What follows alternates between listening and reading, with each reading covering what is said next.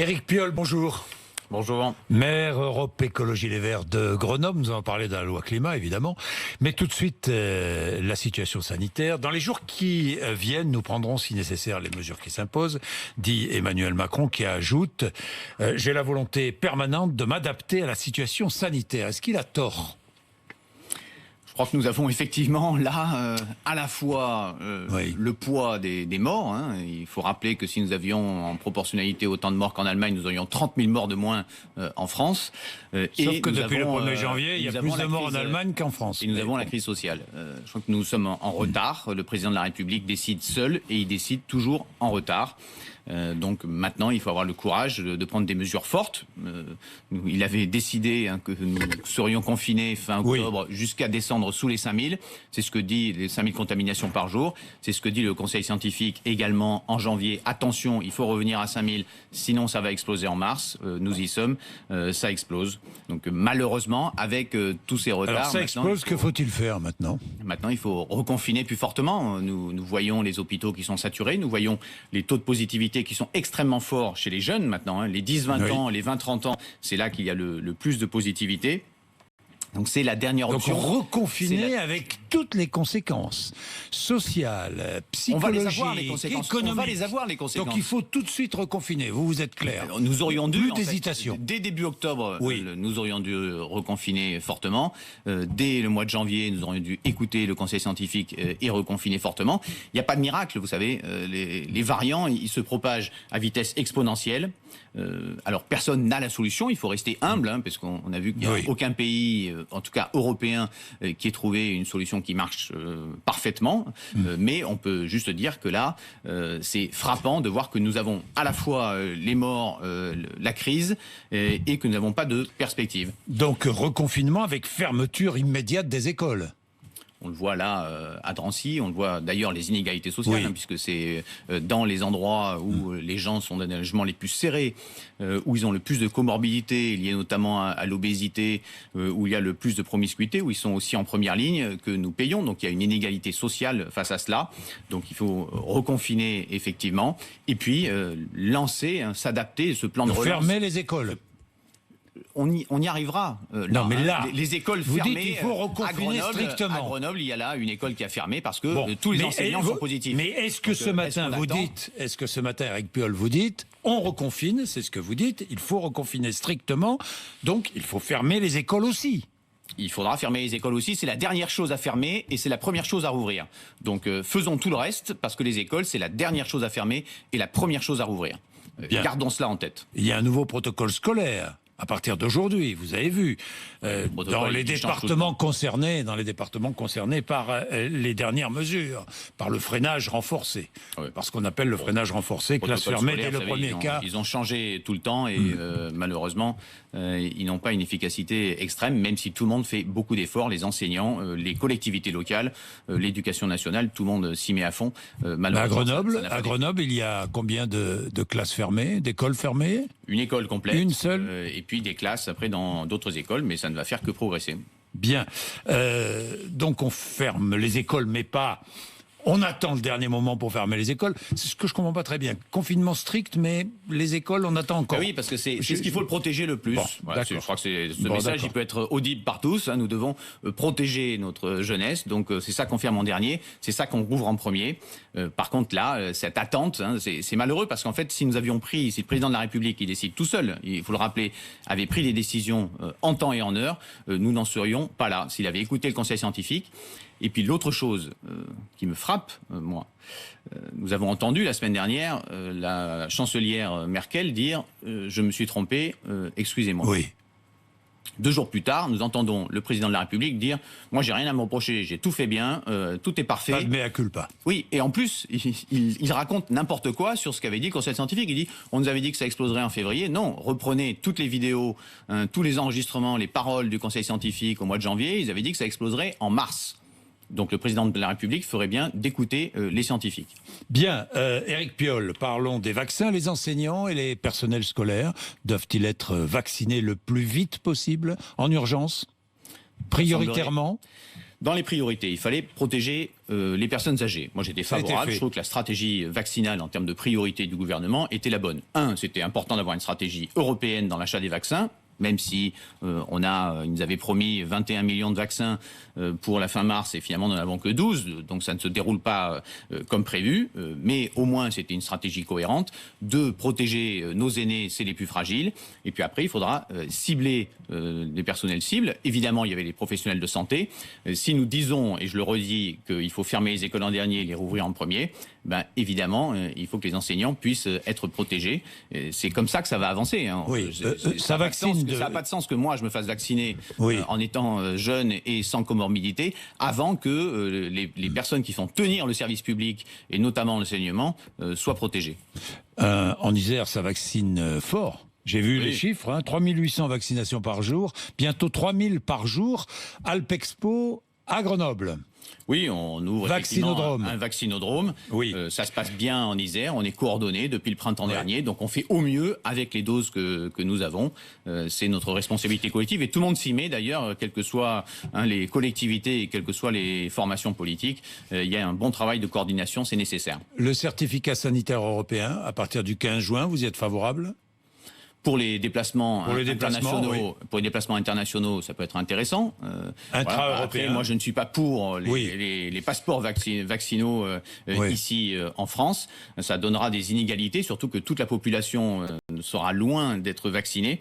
Donc, je suis contre ce pass de vaccination qui ferait que vous auriez le droit d'aller au resto. Ça peut aussi permettre d'ouvrir plus vite. Ça sera la foire d'empoigne. On va revenir à la loi de la jungle. Je veux dire, pourquoi à ce moment-là, si je ne peux retourner dans un lieu de culture, je voudrais faire la course pour me faire vacciner avant mon voisin. Or, nous devons garder de la solidarité dans cette vaccination. C'est une crise inédite pour notre humanité d'Europe de l'Ouest. En Asie, ils ont déjà vécu cela un peu. Nous, c'est la première fois. Le changement climatique, la crise sanitaire nous prouve que la science compte. On est d'accord, Éric Piolle. Le projet de loi climat sera examiné à partir d'aujourd'hui à l'Assemblée nationale. Manifestation, hier en France, un peu. Vous avez manifesté à Paris, je crois. Vous avez dansé place de la République ? Non. Non, avec les milliers de personnes qui se sont mises à danser. C'est un peu irresponsable vis-à-vis du Covid ou pas ? Danser, c'est plutôt réjouissant. Après, il faut danser masqué, séparé. Nous avons fermé tous les lieux de culture, alors que nous continuons à ouvrir les magasins. Ça, Éric Piolle, parce que il faut juste garder des protocoles partout. Je vous dis ça, Éric Piolle, parce qu'il y a les décisions politiques, et puis il y a le comportement du citoyen. Le comportement des citoyens, il marche d'autant mieux que les décisions politiques sont compréhensibles, respectent la science et font confiance aux citoyens. À Grenoble, nous avons lancé, vous le savez, un comité de liaison Covid, parce que la démocratie sanitaire, c'est important. Partir de l'expérience vécue, c'est ça qui peut permettre de lutter contre l'isolement, d'accompagner et que chacun comprenne les règles et finalement les adopte au mieux. Quand votre médecin vous dit il faut arrêter de fumer ou de manger gras ou sucré pour votre santé, ça n'a pas un effet immédiat. Donc quand le gouvernement nous dit la même chose, ça n'a pas un effet immédiat. Il faut que nous comprenions nous-mêmes comment ça fonctionne pour que nous puissions être acteurs de notre santé. Vous demandez le retrait de la loi ? De ce projet de loi ? Ça n'aurait pas de sens. Oui. Ce qui est dommage, c'est que c'est un gâchis, cette loi. Nous sommes dans une situation qui est grave, une parole scientifique qui est grave, qui est forte. Et là, on a fait un tout petit pas qui, en plus, trahit une espérance démocratique qui était la Convention citoyenne climat. Hier après-midi, j'ai commencé cette manifestation là en allant discuter avec les membres de la Convention citoyenne climat et avec Cyril Dion qui l'avait porté. Il y avait une espérance. Il y avait une espérance en France et un résultat à partir de ces 150 Français tirés au sort qui disent que finalement, dans notre diversité, nous sommes prêts à prendre des mesures courageuses. Nous sommes tous résistants au changement, mais nous sommes prêts à cela. Là, on bafoue cette démocratie. Et en fait, ce tout petit pas-là fait que cette inaction va nous coûter cher. Va nous coûter cher financièrement, mais va nous coûter cher aussi humainement. Ça me révolte. Je ne comprends pas pourquoi on ne saisit pas cette question-là. Nous avons en France tout pour avoir un avenir plus sûr, un avenir plus juste, un avenir qui soit épanouissant. Et la loi climat devrait être cet objectif. Ne pas faire un plan à 2050... hyper ambitieux et se dire pour l'instant on fait rien. On sera super ambitieux, on sera super bon, mais dans 30 ans, pour l'instant on ne fait rien. Est-ce que vous voterez oui s'il y a référendum introduisant l'écologie dans l'article 1 de la Constitution ? Il n'y aura pas de référendum. Il n'y aura pas de référendum ? Il n'y aura pas de référendum. Cette proposition était un leurre pour masquer l'inaction du gouvernement. Il n'y aura pas de référendum ? Parce qu'il n'aura pas le vote conforme des deux assemblées pour lancer ce référendum. Et il ne va pas faire un référendum à quelques mois des élections présidentielles. Ça n'est pas démocratique. Donc on ne peut pas masquer son inaction pendant 4 ans. Le président de la République ne peut pas masquer son inaction pendant 4 ans en lançant là un tout petit truc. C'est d'ailleurs ce qui a été dit par la Convention citoyenne climat en disant c'est un leurre. Voilà. Donc ça serait positif, mais il faut agir tout de suite. Pour le logement, rien que l'isolation des logements, c'est 500 € qu'on peut rendre aux Français. Produire de l'emploi local, c'est bon pour les gaz à effet de serre. L'alimentation, ça a du sens. Vous savez que ça réduit les inégalités sociales. Une alimentation bonne, il y a 3 fois plus d'obésité chez les personnes qui sont en situation de précarité que chez les personnes qui sont Bac+5 en France. 3 fois plus. Donc il y a là des inégalités sociales de santé majeures. On parle climat. Est-ce que la France doit préserver le nucléaire et intégrer l'atome dans le plan européen de neutralité carbone ? Je vous pose la question parce que je sais que chez les écologistes aussi, le débat est ouvert. Éric Piolle, quelle est votre position ? Sur le nucléaire, nous avons aujourd'hui 56 réacteurs. Oui. Ces 56 réacteurs, nous savons qu'ils vont devoir tous fermer. Ils sont anciens, ils ont 30 ans, il faut essayer de les prolonger, ça va demander des investissements colossaux, il faut également investir dans de la matériel. Non, juste déjà pour préserver cela le temps, les 20 ans qu'il va nous falloir pour développer une énergie renouvelable. Donc le choix que nous avons maintenant, c'est est-ce que nous réinvestissons des centaines de milliards pour redévelopper une nouvelle énergie nucléaire. Différente, mais nouvelle. Regardons ce qui se passe à Flamanville. Flamanville devait être en opération, l'EPR, le nouveau réacteur de Flamanville. Il devait commencer à tourner en 2012. Nous sommes en 2021, il ne tourne toujours pas. Il devait coûter 3 milliards d'euros. Nous en sommes, la Cour des comptes a estimé à 19 milliards d'euros, 6 fois plus, 19 milliards d'euros. Et on n'a toujours pas de visibilité sur la fin. Cette énergie nucléaire n'est plus notre avenir, et en fait, c'est notre dette. Mais est-ce que l'énergie nucléaire participe à la neutralité carbone ? Je vous pose la question. En 2050, non. Aujourd'hui, oui. Aujourd'hui, oui. Mais cette dette, c'est une dette immense. Vous avez vu les débats autour de l'éolienne, de l'éolien. Des éoliennes, vous avez vu ça. Nous avons des débats sur tout. De plus en plus contestés. Nous avons des débats sur tout. Oui. À Grenoble, nous avons investi il y a 5 ans dans un plan d'énergie renouvelable qui nous permettra l'année prochaine de produire assez d'électricité pour l'équivalent de la consommation des Grenoblois en électricité, ni fossile ni nucléaire. Donc, c'est possible. Il nous faut réduire nos consommations d'énergie, développer les énergies renouvelables et être conscient que ce nucléaire est une dette financière. Ça va être des centaines de milliards d'euros pour démanteler les centrales actuelles.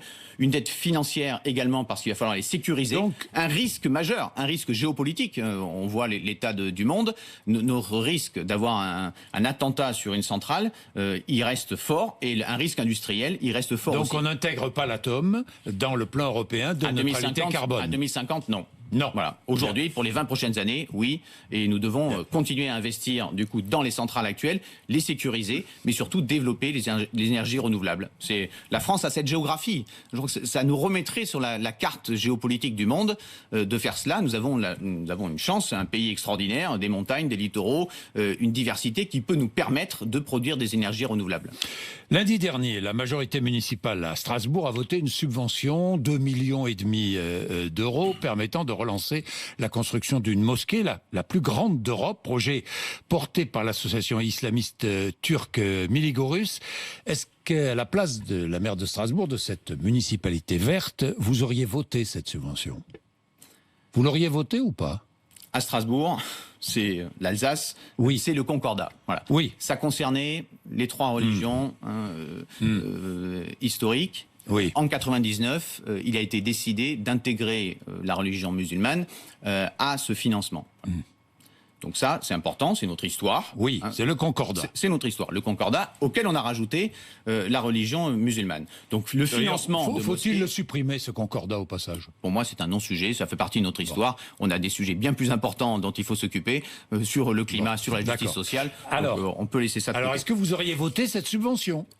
Ce qui me choque dans cette histoire-là, c'est que ce projet a été lancé, porté par l'ancienne municipalité. Il y avait, lors de la pose de la première pierre, le maire socialiste passé La République En Marche, il y avait l'ancienne maire des LR, il y avait le préfet, donc les représentants de l'État. Mais la subvention n'avait pas été votée, pardon, par l'ancienne municipalité. Il n'empêche que 2,5 millions d'euros. La veille de ce conseil municipal, le président de la République nous disait « Nous allons avoir de l'ingérence de la Turquie dans les élections françaises ». C'est avéré. Moi, j'attends du gouvernement aujourd'hui qu'il soit en soutien. C'est les mots du président de la République. Oui. J'attends de l'État, j'attends du gouvernement, j'attends du ministre de l'Intérieur, j'attends des préfets qui accompagnent les élus en première ligne. Mais s'ils ont des informations en disant attention, là, ce que nous avons fait, nous, État, nous étions là symboliquement, nous avons soutenu cette mosquée, vous connaissez... nous avons soutenu cette association. La mairie de Strasbourg connaît l'association Miligorus. Je ne suis pas d'accord. Fondamentaliste. Je ne suis pas d'accord nationaliste, pas de reconnaissance des lois de la République.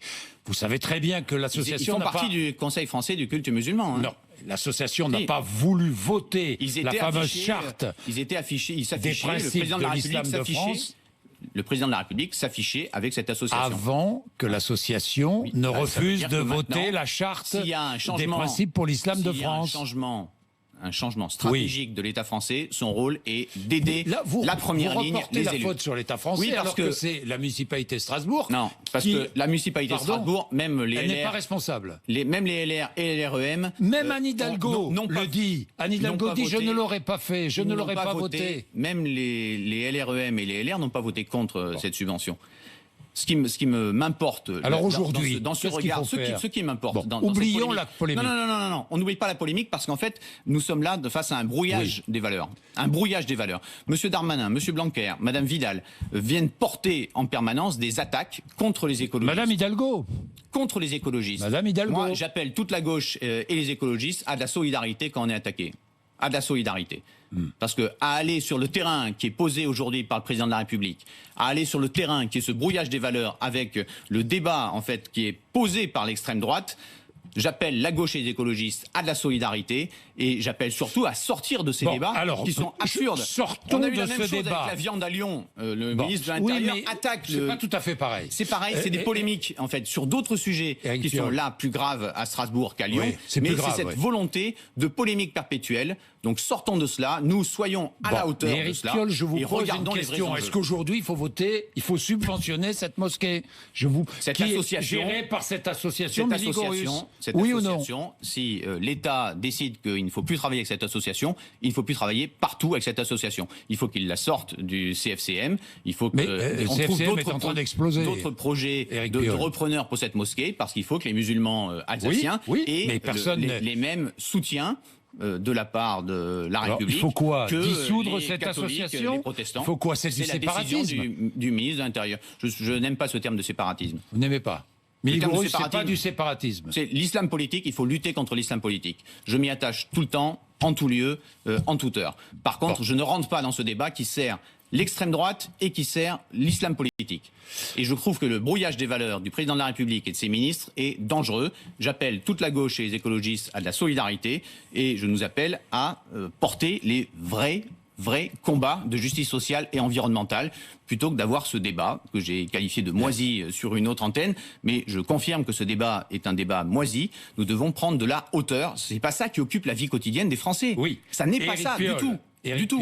C'est le rapport de la Fondation des femmes. Le rapport de la Fondation des femmes ce matin, qui est publié ce matin, montre que le plan de relance en fait va accentuer les inégalités entre les femmes et les hommes. Ça, c'est un vrai, c'est un vrai sujet. Il faut que notre plan de relance, il soit notamment parce que les investissements sont forts dans le bâtiment, qui est un monde d'hommes, on le sait. Éric Piolle, Audrey Pulvar, candidate socialiste à la présidence de la région Île-de-France, a déclaré samedi sur BFM TV, je la cite, « Si une femme blanche ou un homme blanc veut assister à une réunion consacrée aux discriminations dont sont l'objet des personnes noires ou métisses, pas question de le ou la jeter dehors. En revanche, on peut demander à la personne blanche de se taire, d'être spectatrice ou spectateur silencieux. » En France, je vous pose simplement la question, n'y a-t-il pas qu'une seule communauté, la communauté nationale ? Franchement. Nous avons une communauté nationale et nous sommes tous, vous, moi, appartenant à une multitude de communautés, des communautés spirituelles, des communautés culturelles, des communautés sportives. Et ça ne change en rien notre lien unique, donc, sans intermédiaire, entre un blanc nous ne se tait pas plus qu'un noir. Ce débat, on est encore dans un microcosme là, de ce même brouillage des valeurs. On est sur le terrain. Oui, non, mais regardez la situation. Claires, les gens qui sont victimes de discrimination. Oui. Les gens qui sont victimes de discrimination. Oui. On peut comprendre qu'ils aient besoin d'espaces dans lesquels ils puissent partager en confiance ces discriminations. Mais ils peuvent aussi partager en confiance avec une personne blanche. Laissez-moi avancer. Oui. Première chose. La deuxième étape, c'est de partager ce vécu de discrimination avec ceux qui ne les vivent pas. Moi, je ne vis pas de discrimination ni par mon Vous savez que des orientation personnes sexuelle, blanches peuvent vivre des discriminations. Tout le monde peut vivre. Tout le monde. Ça n'est pas limité à un espace. Oui. Il y a des réunions non mixtes pour les personnes victimes d'homophobie. Il y a des réunions non mixtes dans plein de domaines. Il y a 3 étapes dans la lutte contre les discriminations. Première, vous partagez ces discriminations, ce vécu. Deuxièmement, vous le socialisez. C'est-à-dire que je peux l'entendre. Ça devient un sujet collectif qui n'est pas limité à un tout petit nombre. Troisièmement, on développe un plan d'action. Parce que c'est ça qui est intéressant finalement. Comment on fait pour lutter contre l'homophobie? Ça a un peu avancé dans le pays. On est totalement d'accord. Comment on fait pour lutter pour l'égalité femmes-hommes? On a fait des plans d'action. Donc prenons ces sujets-là, déroulons ces 3 étapes, faisons des plans d'action, et puis ne nous laissons pas entraîner dans les débats de l'extrême droite, qui sont alimentés également par certains membres du gouvernement. Pardon, je ne veux pas reciter Anne Hidalgo, qui sera mon invité mercredi, mais les réunions en non-mixité sociale de l'UNEF sont dangereuses. C'est ce que dit Anne Hidalgo, c'est pas moi. Vous n'êtes pas d'accord avec elle? Moi, je défends l'UNEF et j'appelle à nouveau toute la gauche et les écologistes à ne pas se laisser entraîner dans un débat dont personne ne sera vainqueur. Moi, je vous rappelle, j'ai une citation que j'ai gardée de ma vie professionnelle, mais qui s'adapte tout à fait à cette situation. Bien, ne vous battez pas avec un cochon, vous finirez tous les deux dans la boue, et lui, il aime ça. C'est à ça que me font penser ces débats. Dites-moi oui, non. Coupe du monde de foot au Qatar, fin 2022, il faut boycotter? Oui, boycottons. Merci. Il y a un mouvement sportif extraordinaire. Vous l'avez vu, la NBA. Oui, j'ai vu. Voilà, c'est l'occasion de montrer que le mouvement sportif n'est pas hors du monde. Boycottons la Coupe du monde au Qatar. Merci Éric Piolle, 8h56, RMC et BFM TV.